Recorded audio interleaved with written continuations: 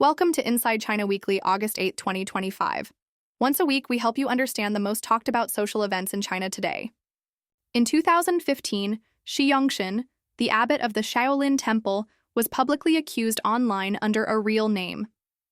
The accusations were shocking: living a lavish lifestyle, maintaining multiple relationships with women, fathering illegitimate children, and even holding dual identities.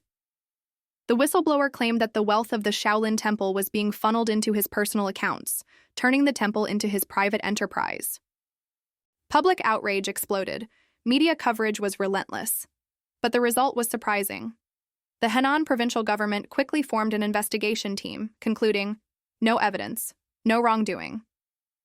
10 years later, the story was rewritten. In July 2025, the Shaolin Temple issued an official statement. Shi Yongxin was under joint investigation by multiple departments for serious violations of Buddhist discipline and economic misconduct. Shortly after, the Buddhist Association of China announced the revocation of his monkhood certification, the most basic credential for any monk. Once a host to foreign heads of state, Shi Yongxin has now been detained and is no longer a monk. Why were the shocking accusations in 2015 swept under the rug? The truth might not be so complicated. At the time, Shi Yongxin was considered a valuable asset. He wielded international influence through Shaolin brand licensing, overseas branches, and media projects. He knew how to align himself with local government interests. The temple became a cultural flagship for Henan province.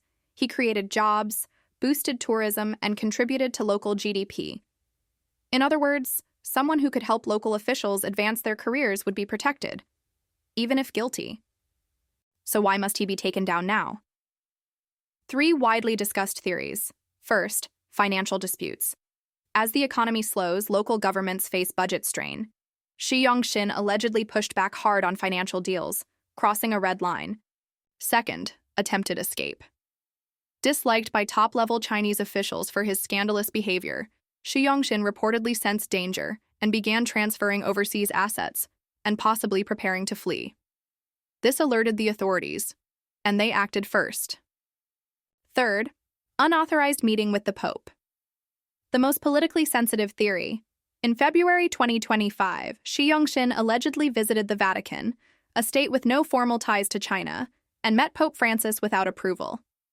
With moral corruption, political ambition, and disobedience combined, the only option left was to eliminate him early.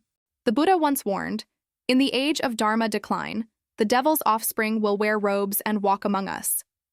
In 2023, the Dalai Lama publicly told a child to "suck my tongue," a disturbing incident that shocked the world. In 2025, Shi Yongxin, abbot of the Shaolin Temple, the cradle of Zen Buddhism, was arrested and investigated by Chinese authorities. A disgrace to the Buddhist community has also become an opportunity for reform. Many devout believers in China are relieved. To them, this is not the collapse of Buddhism, but the purification of its sacred halls. What you just watched was the first episode of Inside China Weekly. Here I'll bring you the most important social events happening in China every week to help you understand this complex and rapidly changing Eastern nation and the people living in it. See you next week.